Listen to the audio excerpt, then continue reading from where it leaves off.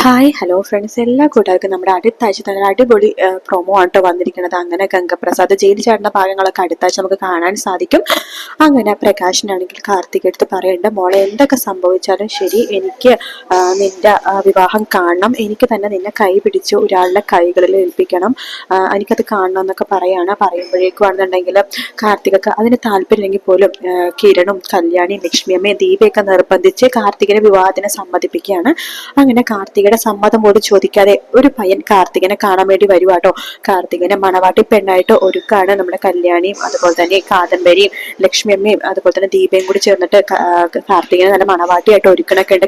കാർത്തിക പറയുന്നുണ്ട്, എനിക്ക് ഒട്ടും താല്പര്യമില്ല എന്ന് പറയാണ്. ചേച്ചിക്ക് എന്താ ഇത്ര താല്പര്യമില്ലാത്തത്? അസുഖത്തിന്റെ കാര്യം ആലോചിച്ചിട്ടാണോ എന്ന് ചോദിക്കുമ്പോൾ അസുഖത്തിന്റെ കാര്യം ആലോചിച്ചിട്ടൊന്നുമല്ല, അത് മാത്രമല്ല നിങ്ങൾക്കറിയാലോ, നിങ്ങൾ എന്നെ സഹായിക്കുന്നത് കൊണ്ട് നിങ്ങളെ കൊല്ലാൻ വേണ്ടി ആ ഗംഗാപ്രസാദ് എന്തൊക്കെ ചെയ്തു. അതുപോലെ തന്നെ എന്നെ ഒരാളെ വിവാഹം കഴിക്കാൻ വരുവാണെങ്കിൽ അപ്പൊ അയാളുടെ അവസ്ഥ എന്താണെന്ന് നിങ്ങളൊന്ന് ആലോചിച്ച് നോക്കിയേക്കെ എന്ന് പറയാണ്. എന്തൊക്കെ സംഭവിച്ചാലും കുഴപ്പമില്ല, ചേച്ചീനെ മനസ്സിലാക്കി ചേച്ചിയുടെ കാര്യങ്ങളെല്ലാം അറിയാവുന്ന ഒരാൾ തന്നെയാണ് ചേച്ചീനെ വിവാഹം പെണ്ണ് കാണാൻ വേണ്ടി ഇന്ന് വരുന്നത്. അതെന്തായാലും ചേച്ചിക്ക് കുഴപ്പമൊന്നും ഉണ്ടാവില്ല. ചേച്ചിനെ മനസ്സിലാക്കി ചേച്ചിയുടെ കാര്യങ്ങൾ നമ്മുടെ കാര്യങ്ങളെല്ലാം അറിയാവുന്ന ഒരാൾ തന്നെയാണ്. ചേച്ചി വിഷമിക്കൊന്നും വേണ്ട എന്നൊക്കെ പറഞ്ഞ് സമാധാനിപ്പിക്കുകയാണ്. കാർത്തികക്ക് ഒട്ടും ഇഷ്ടമില്ലെങ്കിൽ പോലും കാർത്തിക് അതിനു വേണ്ടി നിന്ന് കൊടുക്കുകയാണ്. അങ്ങനെ ആ പെണ്ണ് കാണാനായിട്ട് കല്യാണി എല്ലാവരും കൂടെ ഒരുക്കി നിർത്തുന്നുണ്ട്.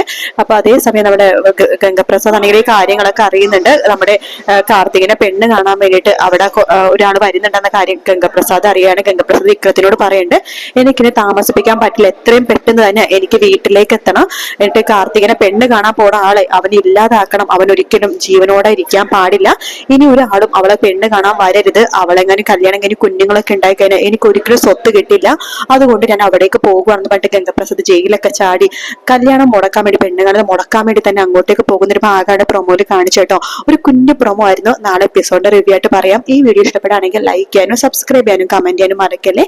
മറ്റൊരു വീഡിയോ കാണാം friends. Take care, bye bye.